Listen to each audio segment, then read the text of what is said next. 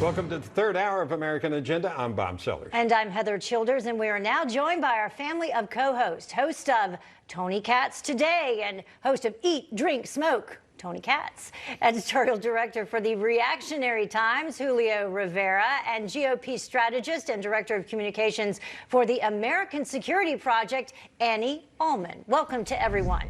Hey, folks, I wanted to let you know what's going on. Some breaking news. We've been following this, of course, on the Senate floor. If we can take a shot, I believe Senator Murkowski speaking. One of the Republicans that is expected to go ahead with the Democratic voting reform bill. And we expect, we've been talking about this, and we'll open this up to the panel, that we would probably see Mitt Romney go along, maybe Susan Collins. We call them the usual suspects. The usual suspects, but not 10, which this would be a procedural vote they're talking about. I think ultimately, as we're debating it here, before we go to the vote, we would likely not have a vote till about 5:30. Right. So let's talk about this. Before they bring that, let's bring our panel back in. Yes. Tony Katz, what's going on here? Is this all for show, or is something going to come out of this? What's the show for Lisa Murkowski? What's the show for Mitt Romney to say, yes, we should debate an idea that absolutely fundamentally not only changes the concept of where the voting rights are within the people, but how the states act within those voting rights? What's the win here? What is it that they're showing here? This is despicably bad from Lisa Murkowski and from Mitt Romney and anybody who would say, hey, let's go along with just the discussion. Some things aren't a discussion. There's nothing wrong with speaking with people you disagree with. There's nothing wrong with having a disagreement. But this isn't about a Republican idea or a Democrat idea. This is about a bad idea for America. Why is it bad, Tony? Why is it bad? Power within the hands of Congress, and the answer should always be no. Tony, why is it bad? Why is it a bad idea? We have a couple of reasons of why this simply doesn't work. First, we know that the states are the ones who get to make a decision about voting. Why would we have the federal government going about thinking they should be able to do this? States can have their own rules, and states can have their own way of doing things.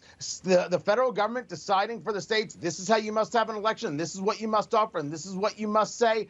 The idea that it's for the people, one should ask, which people are we talking about? It's not the actual voters. It's the people who already got the votes. That's our fundamental issue. This is deeply disconcerting, not in the idea that you may want to have a better system. And some states may want to work on their system, Georgia being one of them.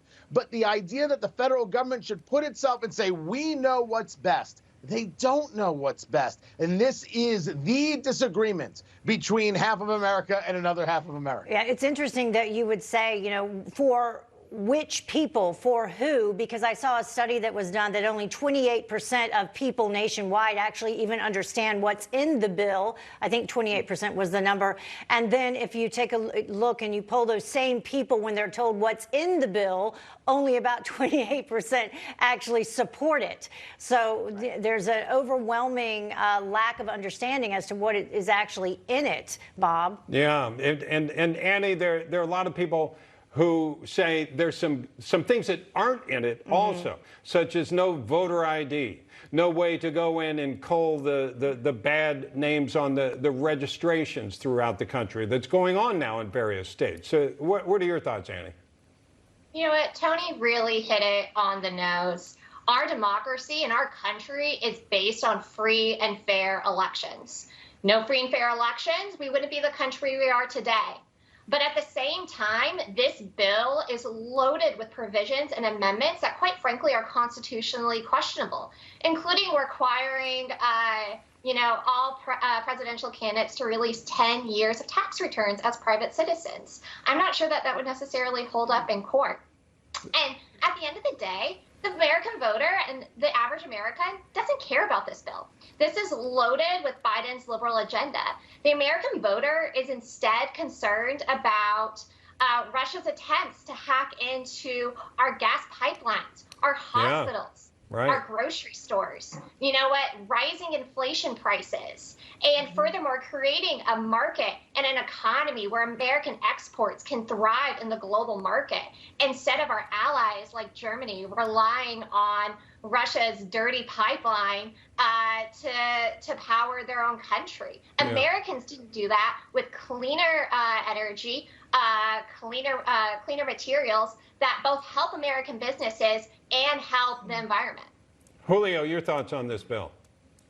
You know what? I'm going to lay this out, and it's going to sound a little bit different than what has already been said. But I think we need 2 different election days in each state. We need the day that we actually do the federal elections and we do the midterm elections. And we do need one standard, I believe, for the way that federal level elections are administrated.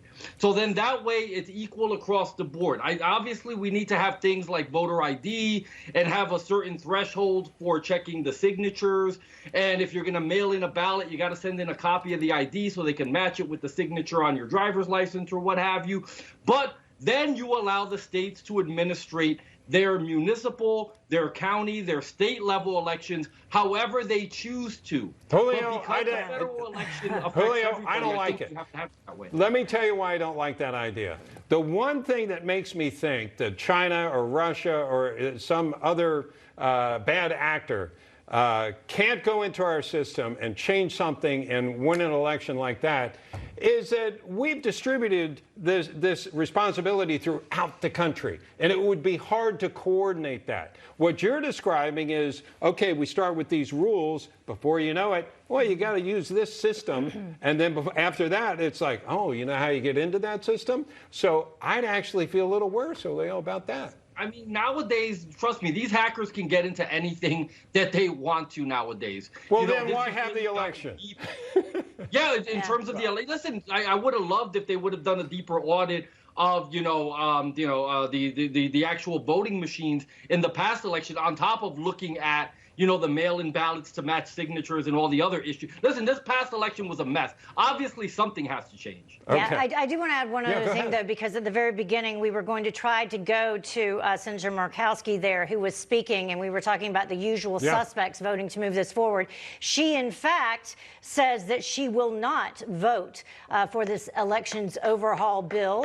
She said that she considers it very broad and contains some provisions that take it too far and are bad policy. So that's a little bit of breaking news as to what Murkowski just had to say there. Yeah, that's good. So that pretty much, they're not going to have 10 to move this forward. Okay, panel, stand by. A 43-year-old so-called trans-identified male has qualified to compete in the women's weightlifting competition during the upcoming Tokyo Olympics. Some call it a victory for transgenders, but others say it's unfair to biological women. We're discussing that next on American Agenda.